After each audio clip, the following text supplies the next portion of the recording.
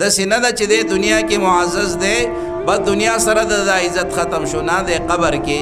رسول الله علیه صلوات و سلام فرمایي چې په قبر باندې دا شان ورځ نه راځي چې هغه دا اعلان نه کوي چې ګورې زه د تنهایۍ ځای یم، ګورې زه د خاورو ځای یم، ګورې زه د تیارو ځای یم،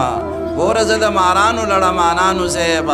نو د دنیا نه به د ځان سره رڼا راوړې، د دنیا نه به د ځان سره ته چې راځې دې قبر ته نو د ځان سره به ملګری د دنیا نه راولې.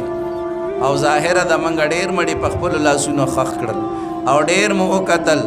او ډېر محبوبین خلق کې وو او د ډېرو خلکو ورسره ډېر د مینې او د محبت تاوی وي، لیکن چې کله دې خښېږي د سره یو مینه کوونکي هم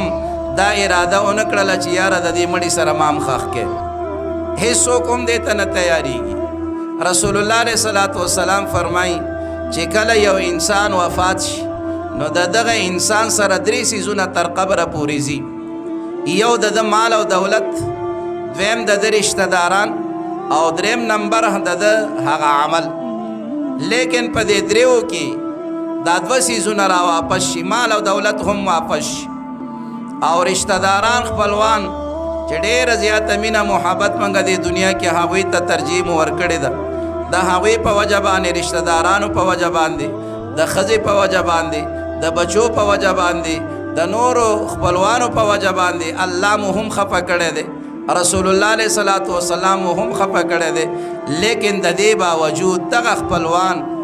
چې کله منګه په قبر کې کېښودلی شو په خپلو لاسونو باندې دوی دا خاورې راالي او په موږ باندې راچي، په منونو خاورې په موږ راواچي او په هغې کې هم دفن کې او واپس رانه خپله ځي چې یو څو ورځې تېر شي ځان یې خفه کړی را خفه کړی وي، یو څو ورځې بعد به جنګ جګړې شروع شي، دا مال زما دی، دا زما دی، دا ستا نه دی او دا د پلانکي نه دی، په دې باندې جګړه شي. ما او تا ته نه یېري په قبر کې پراته یو، سره د دې نه چې د دغې بچو دپاره، د دغې ښځې دپاره، د دغې رونو دپاره، د دغې خپلوانو دپاره منګه آخرت هم خپل هیر کړی و، قبر هم منګه هیر کړی و، د دنیا راحت هم منګه هیر کړی و، نه مو یخنۍ ته کتلي و، نه مو ګرمۍ ته کتلي و او نه مو سفر ته کتلي، نه مو حضر ته کتلي دي، خو صرف دا غم فکر او سوچ را سره و چې بچو ورته سیر وړو ګټو. نو د دغې بچو سیر وړو ګټو ګټو کې راته مرګ راللو او دغې بچو په منونو خاورې په موږ باندې واچولې. رسول الله علیه صلوات وسلام چې کله د دنیا نه رحلت وفرمایو، حضرات صحابه کرام چې کله د دفن کولو نه فارغ شول، فاطمة الزهرا رضی الله تعالی عنها، هغه انس رضی الله تعالی عنہ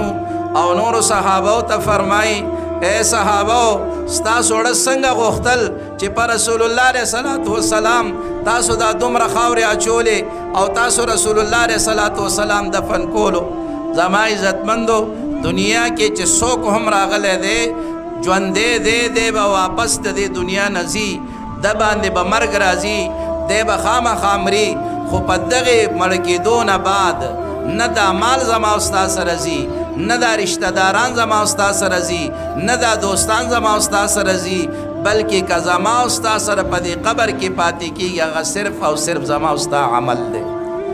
که نیک عمل دې کړی دی خو نیک عمل به در سره قبر کې وي، او که بد عمل دې کړی وي بد عمل به ستا سره په دې قبر کې وي. حدیث پاک کې راځي چې کله یو مؤمن بنده دفن کړی شي نو د ده د دفن کولو نه بعد یو خو د ده سره مختلف مرحلې پې راځي. یو مرحله په ده باندې دا راځي چې فرشتې ورته راشي او د ده نه 3 سوالونه کوي، د هغې جوابونه ترېنه غواړي. اول د رب په باره کې ترېنه تپوس کوي، دویم د دین په باره کې تپوس کوي او دریم د پیغمبر په باره کې تپوس کوي. د هر انسان نه رسول الله علیه صلوات و سلام فرمایي چې په دې قبر کې په دې تنهایۍ کې دا تپوس او پوښتنه به ستا نه کېږي. خو بعضې نیکبخته خوشبخته خلک به وي هغوی به ټیک ټیک جوابونه ورکړي، نو دا فرشتې به ترېنه تپوس کوي چې یا د خدای بنده دلته کې خو چې څوک هم راغلی دی او موږ ترېنه تپوسونه کړي هغه غلط شوي دي، ځکه د تنهایۍ ځای دی، د تیارو ځای دی، نو خامخا سړی باندې ورخطایي راځي تا چې دا جوابونه صحیح راکړل دا جوابونه تا کم ځای نه یاد کړیو نو دی به ورته څه وایي دی به ورته یو جواب کوي چې قرأت کتاب الله په دنیا کې زما تعلق د الله د کتاب د قرآن پاک سره په دنیا کې زما تعلق د قرآن سره او قرآن ما ویلو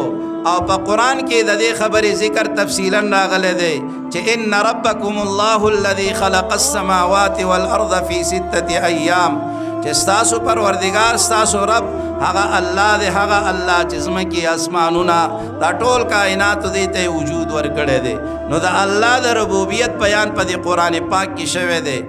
دویم د اسلام په باره کې هم په دې قرآن کې ما لوستلی و چې ان الدین عند الله الاسلام ورضیت لکم الاسلام دینا ومن یبتغي غیر الاسلام دینا نو دې قرآن کې د دې خبرې تفصیل ذکر شوی نو قرأت کتاب الله او دریم سوال ستاسو هغه د پیغمبر په باره کې دی چې د دې شخص په باره کې سوی نو د ده په باره کې هم ما قرآن لوستلی و چې وما محمد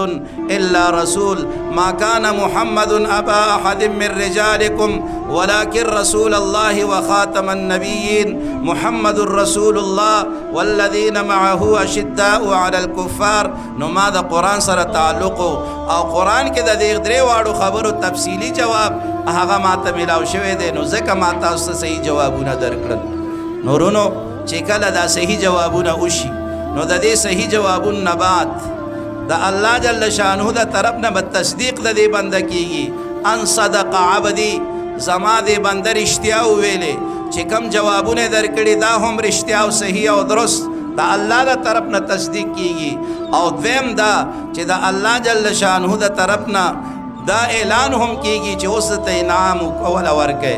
انعام په کم شکل کې چې قبر خو روزانه دا اعلان کولو چې ګور زه د خاورو کورم نو د الله د طرف نه به ته اعزاز ورکړی شي چې ففرشوا له من الجنه د جنت قالین راوړی او دته په دې قبر کې واچوي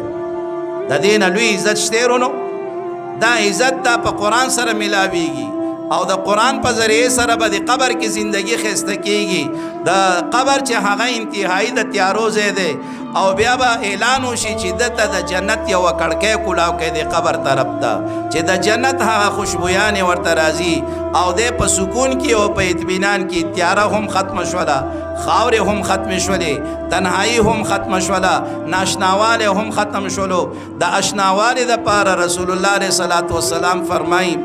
چې کله یو مومن بنده دفن شي نو د دفن کولو نه بعد کدا نیک انسان دی یو ډېر ښکلی شکل کې یو نوجوان